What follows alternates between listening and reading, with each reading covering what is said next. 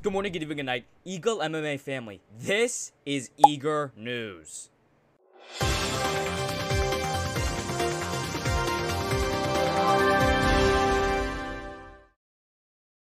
So let's start off with what just recently happened this Saturday. A recap of UFC Manchester 304, Leon Edwards versus BELAL Muhammad 2.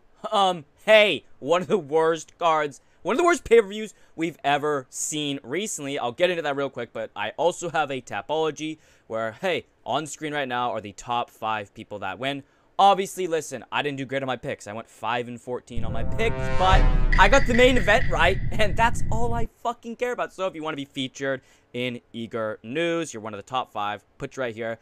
Buy my memberships, comment if you want to see more Eagre News, and let's get right into this. So, you might be wondering, why did I just cut to me standing up? Well, I want to give a very, very brief recap of something I need to explain right now. There was a couple of Britain versus Irish fights on this card, and I just want to say I stand with Ireland.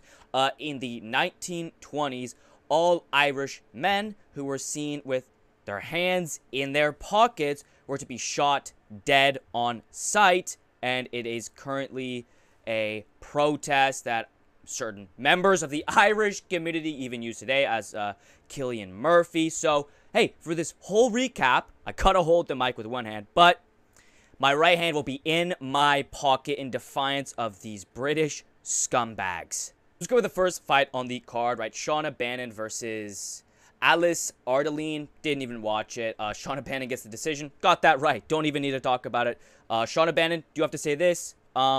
She's the ideal woman of Britain. She's the 10 out of 10. She's the greatest looking girl ever in Britain. But next up on the card, Lucas Bresky versus Mick Parkin. By the way, Irish slur. That's an Irish slur, is his first name. So I'll be referring to him as Parkin because I personally don't like calling people slurs all the time and having to refer to someone as it'd be the same as having someone named the N-word. Right? Yeah, not even gonna do that, okay? This was such a pathetic moment, especially from the British fans. UFC British fans are some of the worst fans ever.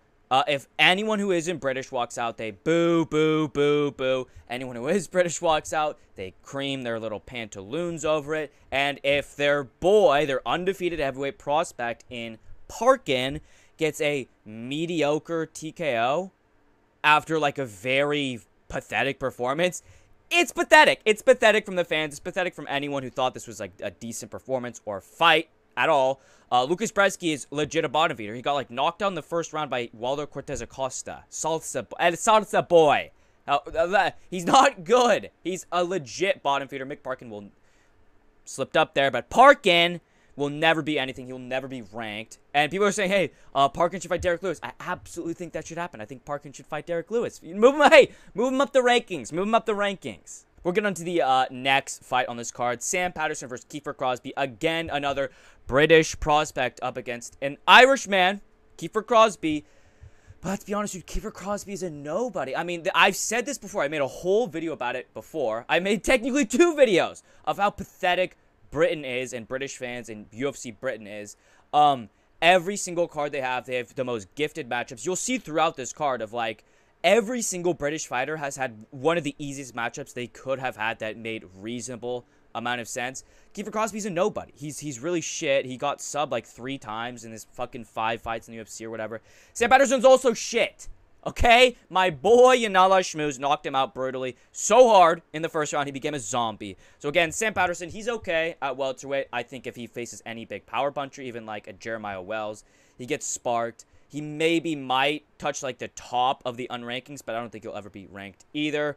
Pretty pathetic. He gets a first-round submission against Kiefer Crosby. Again, nothing to even really talk about it because it's like, you should be submitting him in the first round. You should be finishing Kiefer Crosby in the first round. If you don't finish Kiefer Crosby in the first round, you're shit. We're going to the next fight on the card. This one features 0 British men, but Marcin Prachnio does train in Britain. Modestas Bukauskas versus Marcin Prachnio. This was actually a very good fight. Very good fight. Marcin Prachnio landed a crazy head kick at, like, uppercut range when he was, like, badly hurt by Modestas Bukauskas, I believe, in the first round. Don't remember, but either way, it was a great fight. Both of them are really they're both really bad. I mean, the skill level of this fight, listen, it was very entertaining, but, I mean, come on. It's an unranked fight, right? Let's just call it that. It's an unranked fight. Modestas Bukauskas, light heavyweight, don't know.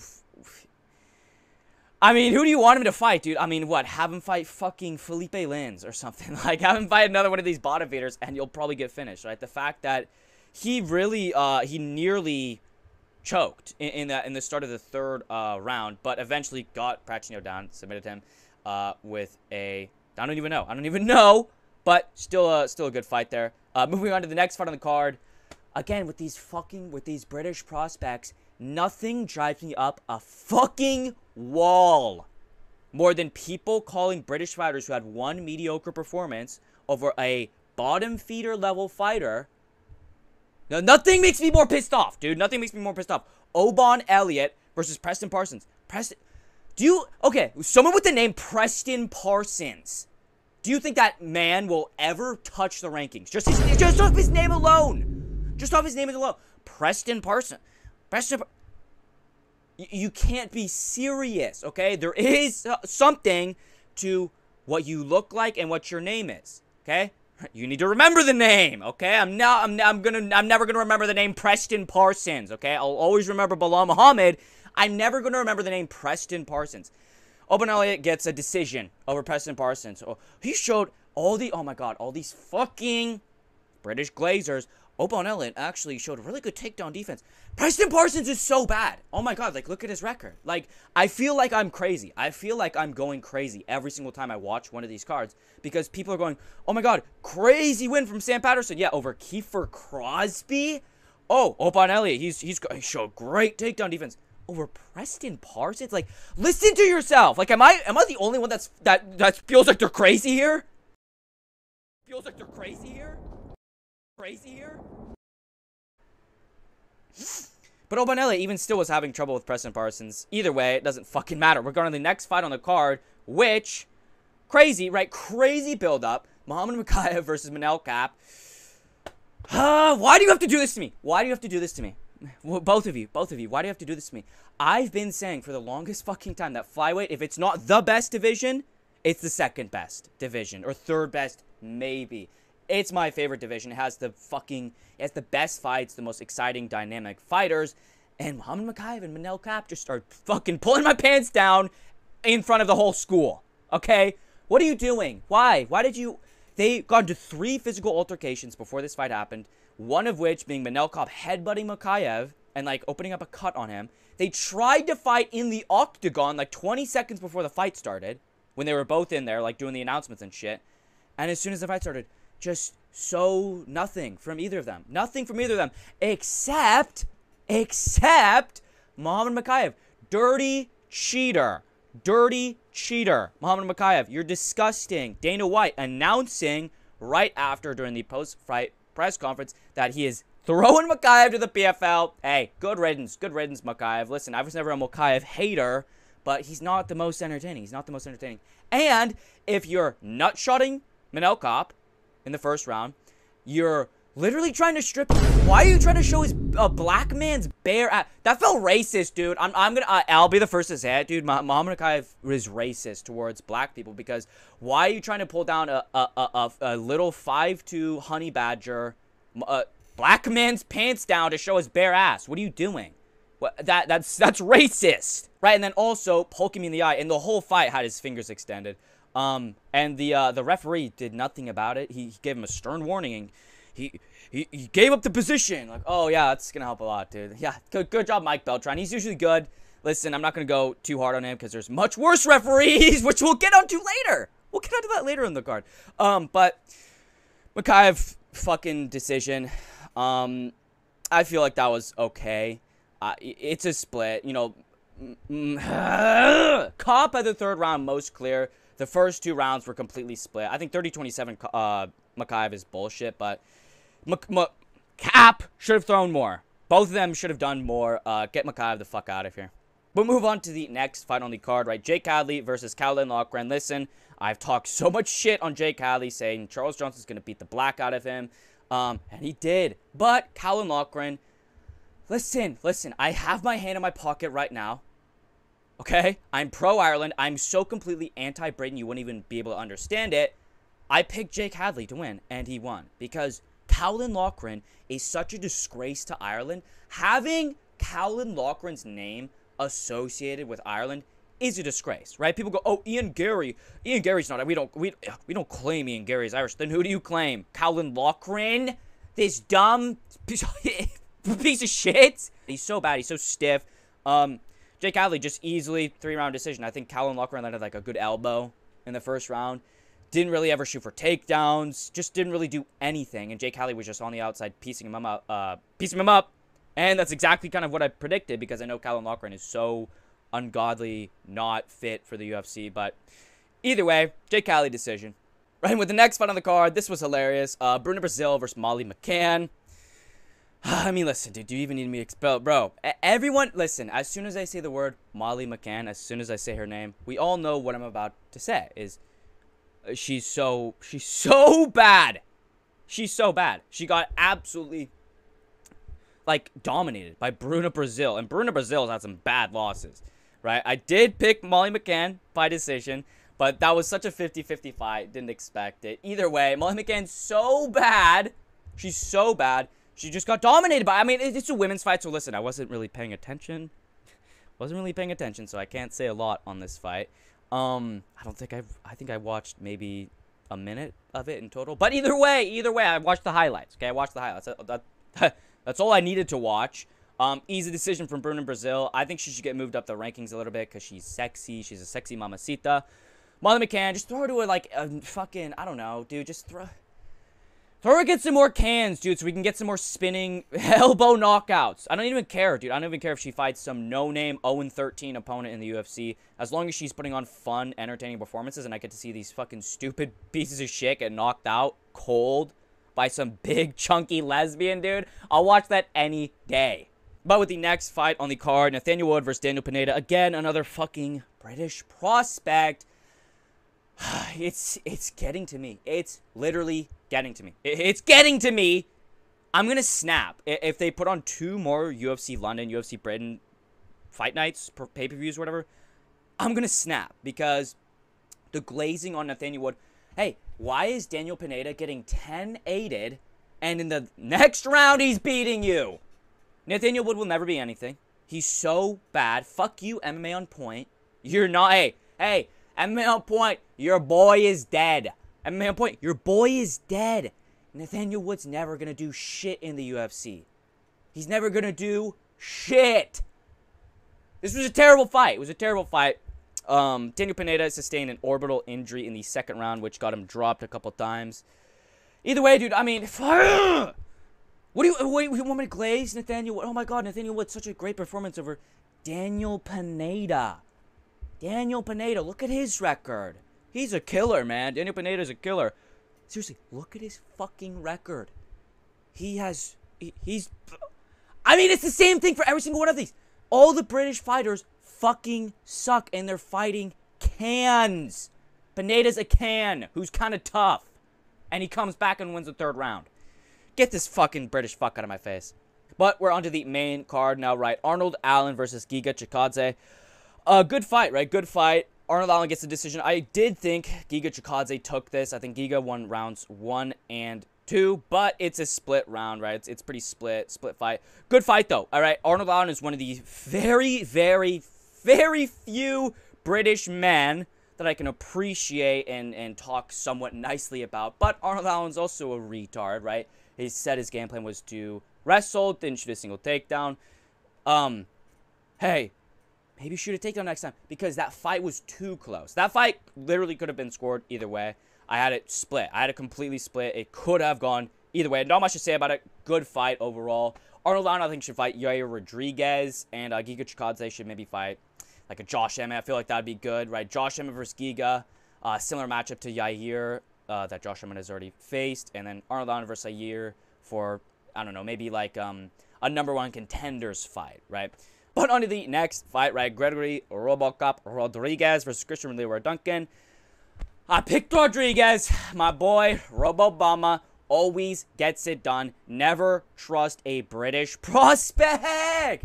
Hey, I think what we learned about this card is never ever trust a British fighter in general, because they're bad and they have low testosterone. They're a bunch of weak, small-minded, hard-headed little weasels, right? I think 99.9% of them. Christian Leroy Duncan, you're bad. RoboCop Rodriguez just absolutely dominated.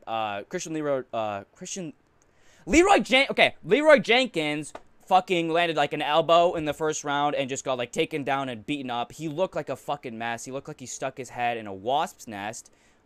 Which, hey, that would have been better than stepping in the octagon with RoboCop Rodriguez. Anyone who picked Christian Leroy Jenkins, you're fucking dipshit. You're so stupid. You're stupid. But I think RoboCop should fight Chris Curtis. I think that's an absolutely fantastic matchup. He needs a ranked opponent at this point. He's already fought Brad Tavares. I feel like he just needs a ranked opponent. Give him Chris Curtis. They will stand and bang.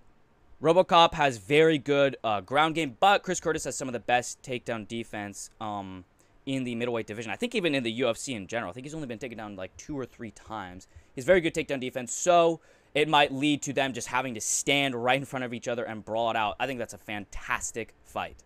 And onto the feature fight of this card, Paddy Pimblett versus King Green. Yes, I will be referring to him as King Green around here, around the EagleMMA family. We don't use dead names. Yeah, we like to respect people around here, especially of all colors. King Green, almost dead named him. King Green being a black man, we like to respect that. He's already been through so many troubles, right? He's already been through so many troubles just being a black man in America, especially California, where there's a lot of in impoverished neighborhoods, there's a lot of racism around here. So he's already had it hard enough as a black man in America, but got submitted in the first round, Paddy Pimblett. And I want to say this, I never counted out Paddy Pimblett. I picked Bobby Green by second round KO, but if you look at my video with Mogwang Zergzer, the podcast, I talk about it with him where we tell each other where Paddy Pimblett's going to look way bigger than Bobby Green. He's going to be way bigger than him. And it's a 50-50 fight. It was a 50-50 fight. I never counted out Paddy Pimblett. I did pick Bobby Green. But either way, good performance from Paddy Pimblett. Although King Green, I'm sorry for dead naming him. King Green he's falling off quite a bit. You know, his performance over Jim Miller, he looked very old and slow and just not himself. Even his performance over Tony Ferguson, he got, rocked bad in the first round. Got brutally knocked out by Jalen Turner. He's just he's on a decline. So it's not the greatest performance of all time, but still shows that Paddy Pimblett can keep a game plan. He can, play it out, play the game a little bit. He has some of the best jiu-jitsu and ground game in the division. He called out Renato Moicano. I think that's a perfect matchup for him. I think whether or not Moicano wins or loses to BSD, he should fight Moicano. I think that's a fight he can absolutely win. Moicano has some of the worst fucking striking in the lightweight division. It's so bad. It's so bad. It looks like a dude who hasn't ever lifted a weight before. So it's like his mechanics of his arms aren't even used to throwing punches. That's how Renato Moicano throws punches. It just looks weird. It just looks weird. He doesn't have a ton of power either. And Paddy Pimblett can rival him on the ground and I think knock him out on the feet even. But great performance from Paddy Pimblett. He does deserve a ranking, and I think he deserves Renato Moicano. And speaking of deserving, we get to the co-main event. Co-main. Not even the main event. Heavyweight title fight, not the main event. That's weird. Wait, isn't that weird that it's a heavyweight title fight? The most prestigious, era of the UFC, and it's the co-main event? What? To Belal Muhammad? Why is that? Oh, I know why. Because it's not a real title fight. It's not a real title fight. It's a ‑1 contenders fight. Tom Aspinall is not the champion. He's the interim champion. He gets destroyed by John Jones. But hey, let me talk about the fight first. Let me talk about the fight first. Tom Aspinall versus Curtis Blades. Now let me say this. I mentioned earlier about bad reffing, and who reffed this fight?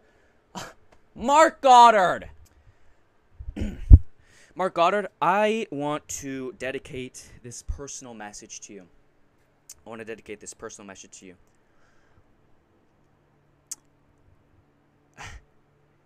Lock your door. No, I'm joking. But you need to step it up.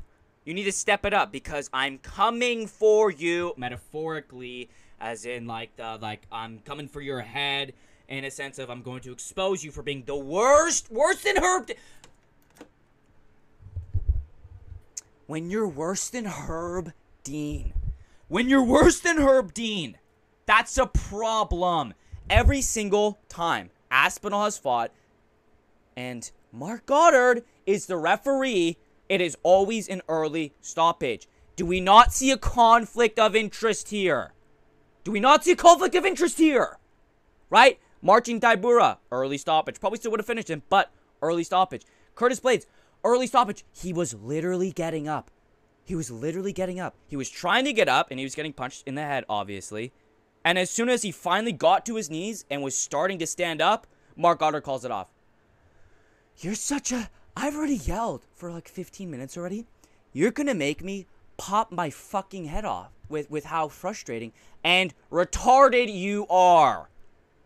You're the... I mean, you're... I'm going crazy by watching this motherfucker ref any fight that has any level of semblance to it. You need to retire. You need to get fired. It's infuriating. Tom Aspinall's win over Curtis Blades is not even good. It's not even good. Fluke KO over Curtis Blades. Hey, Gon knocks him out. Curtis Blades landed a perfect left hook.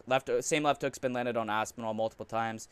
Cyril Gon knocks him out easily. John Jones takes him down and submits him easily. Francis Ngannou destroys him. Aspinall's not the real champ. He's the interim champ with a title defense.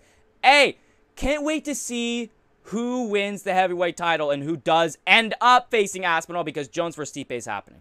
We're going to watch Jones vs. Stipe, and then maybe the winner of that, if they don't do a rematch, maybe then we can think about Tom Aspinall unifying his fake interim belt, right? But on to the main event. God, you all... Whew! Boy, am I glad. Listen, I went 5-14 on my predictions. You know what? One of those 5 that were correct were BELAL Muhammad.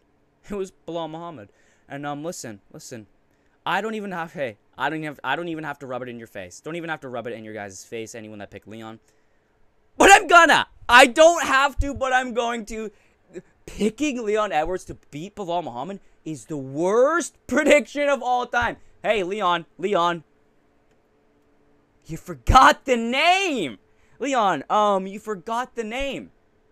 You want to remember the name? It's BELAL Muhammad, right? There's a reason Leon was ducking BELAL this whole time, because he felt something in that cage that he did not want to feel again. And, hey, let me just say this. Leon, as soon as he gets the microphone, first sentence that comes out of his mouth, if you can even understand this, my body felt tired.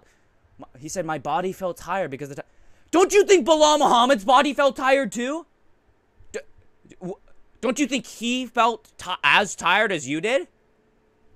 Because guess what? I bet you if he won this, not a peep. And if BELAL made any excuses, Leon would be going, oh, headshot dead. Headshot dead. Hey, headshot dead. Get slammed on your head, Leon.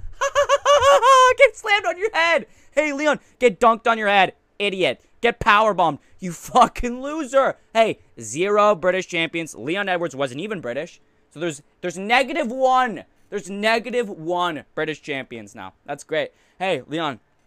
Have fun as the prelim headliner. Hey, Leon. Have fun as the prelim headliner. Have fun as the pay-per-view opener. Because guess what? The only reason you were ever popular is because you were from Britain. Nobody likes your personality.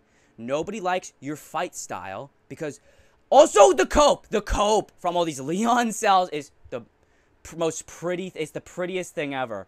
Listening to all this cope. Leon, he just wasn't aggressive. He just wasn't fighting like... Leon fought that was the best Leon we've ever seen. That was the best Leon Edwards we've ever seen. He fought better than any of his other fights ever before. He fought more aggressive than 90% of his fights. He was more aggressive in this BELAL Muhammad rematch than 90% of his fights. And people are going, he wasn't aggressive enough. Yeah, hey, do you realize who you're watching? It's Leon Edwards. Leon Edwards has as many knockouts as BELAL Muhammad in the UFC.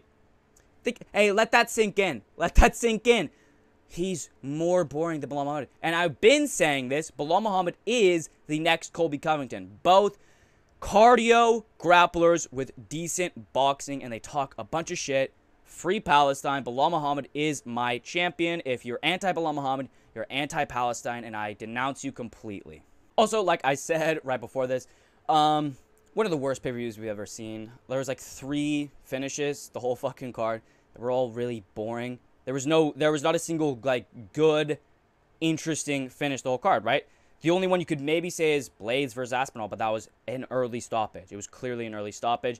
Green versus Pimblett was a good submission from Pimblett. But I forgot to say that. Pimblett had a very good scramble. He does have very good jiu-jitsu. Decision, decision, decision, decision, decision, decision, decision, submission, submission, KO, decision. Wow. Hey, Brendan, you deserve it. You deserve this card. Hey, this is exactly what you get. This is exactly what you get. It's what you deserve. This card is what you deserve. Right, but obviously, when we are done talking about UFC Manchester, we're going to get into some other UFC news really quick. UFC 306 Noche has been announced, the full card. I'll go through the main card, not the full card, because all the fucking prelims and everything.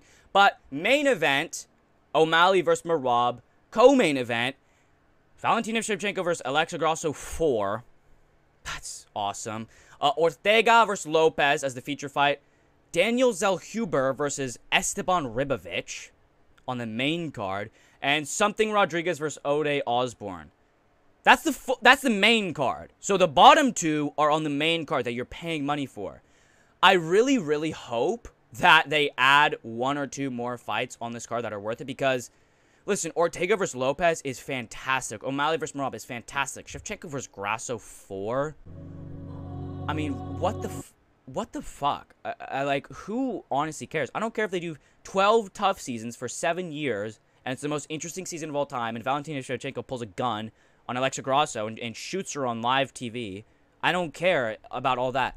Because guess what? At the end of the day, no one fucking cares about this fight. I can't believe it. I can't believe that this is like what their marketing is. Because it's just press. It's not... It's purely for investors. Right? If you listen to the promotion that they are using for TUF this season, Shevchenko versus Grasso, it's the most international, diverse cast we've ever seen. TUF is quite literally just for investors to look at. So, the fight, Shevchenko versus Grasso, is purely to say we have a female co-main event, and the chick is Mexican, so we can market it towards Noche.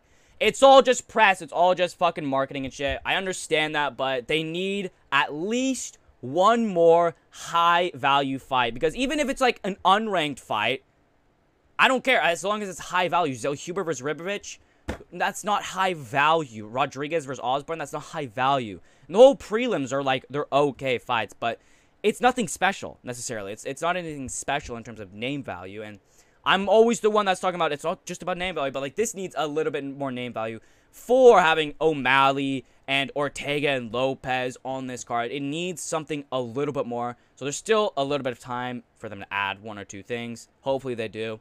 Either way, that's UFC Noche. And breaking news, Dana White's... Breaking news is my fucking dog is barking. Breaking news, Dana White's Contender series is starting August 13th. I don't think I have a set time yet, but I'll be so glad. If this dog doesn't stop barking, I'm gonna fucking grab my light and smash it over my head. Suck my nuts. But it's starting August 13th. I don't think they have a set time for that, but I'll most likely be going live for, little companion for that, because I love Dana White Contender series. 90% of the prospects that we get through Dana White Contender series are usually really shit, and they have like records over the worst opponents ever, but it'll be fun, right? And also, Powerslap Road to the Title, whatever the fuck it's called, Season 3 premiered this Wednesday, July 24th at 6 p.m. PDT. That was the first episode, and it will be on every single Wednesday, starting at 6 p.m. PDT. That is 9 p.m. Eastern. Don't know Central, because Central time is for... Oh, what's Pacific Standard Time to Central? What's Pacific Standard Time to Central? It's so 6 o'clock would be my middle finger up your nose. Okay, that's what it is. But I will obviously be recapping.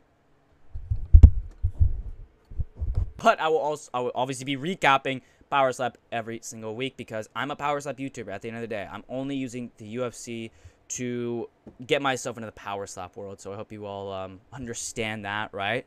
But listen, right? That's all my notes. That's all my notes right here. It's all my notes for Eagre news. So